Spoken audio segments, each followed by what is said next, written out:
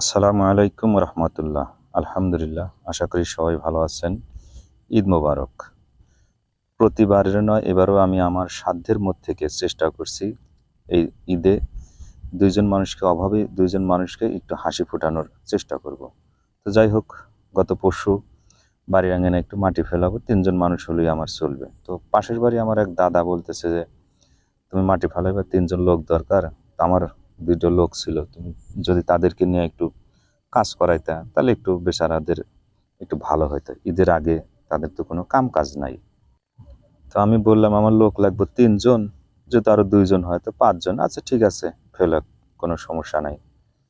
তো কথা প্রসঙ্গে জানতে পারলাম যে 2জন মাটি ফেলানোর যে আসছে, আসলে একেবারেই অভাবী মানুষ, নিহাত গরিব মানুষ। কখনো কারো কাছে কোনো কিছু চায় না, যদিও সে একবেলা যদি না খায় থাকে, কারো কাছে কোনো হাত পাতে না।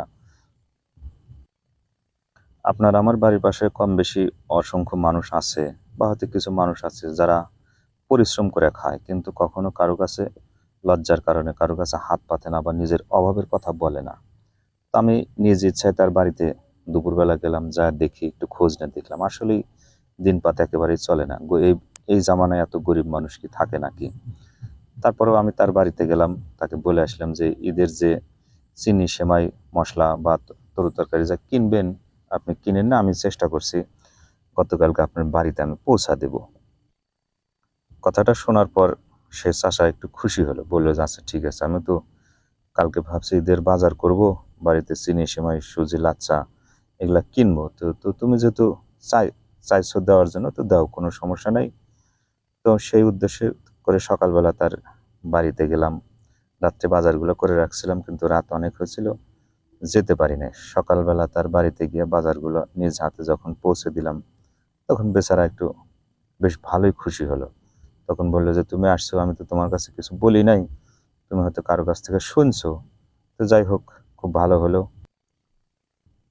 তো তখন সে বললো আসলে তুমি যে আমাকে দিচ্ছ, আমার খুব ভালো লাগলো, তুমি এই জিনিসগুলো দিতেছো। তো তখন জিনিসগুলো তাকে বললাম, এই নেন, আমি আপনার জন্য 1 কেজি চিনি কিনছি, তারপর হাফ কেজি বুটের ডাউল কিনছি, 1 প্যাকেট লাচ্ছা সেমাই, ½ লিটার সয়াবিন তেল, তারপর 1 প্যাকেট সেমাই, এক বুটের ডাউল, তারপর তার জন্য যে 1 কেজি পোলার চাউল, 1 কেজি পেঁয়াজ, আদা, রসুন, মশলা, আলু, এক কথায় একজন মানুষের 3-4জন মানুষের যে ঈদের যে বাজারটা মোটামুটি তাকে কিনে দিলাম। বেচারা খুব খুশি হলো। তো এটা আগের দিন যখন গেছি, তারপরেও তার পাশের বাড়ি আর এক ভাই, সে বলল যে তুমি তো দিলা, তারপর আমার ভাইটাকে কিছু দিও, সেও তো আমার মতোই খুব অভাবী মানুষ, গরিব মানুষ। তো তার ভাইটাও একই কথা। ভাইটা আসলেই আমার জানা মতে যথেষ্ট ভালো মানুষ, প্রয়োজনে একবেলা না খায় থাকবে, কিন্তু কখনো কারো কাছে কোনো নিজের অভাবের কথা বলে না। তো আমি নিজ ইচ্ছায় যখন তার বাড়িতে খোঁজ নিলাম, খোঁজ নিয়ে সেরা আমার নিজ দায়িত্বে তার জিনিসগুলো তাকে পৌঁছা দিলাম।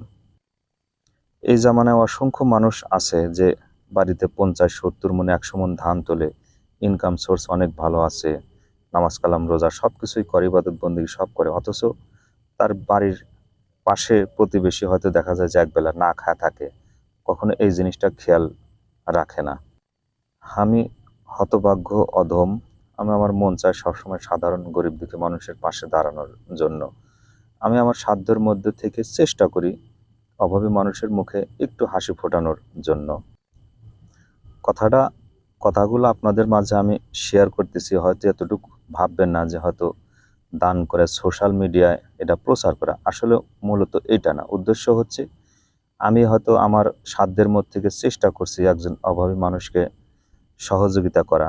আপনি চাইলে হয়তো এইটা দেখে আপনার বাড়ির আশেপাশে বা কোথাও কোনো অভাবী মানুষ দেখলে আপনি নিজ উদ্যোগে উৎসাহিত হয়ে হয়তো এদেরকেও পাশে দাঁড়ানোর জন্য আপনি চাইলেও এরকম একজনকে হয়তো খুশি করাতে পারেন।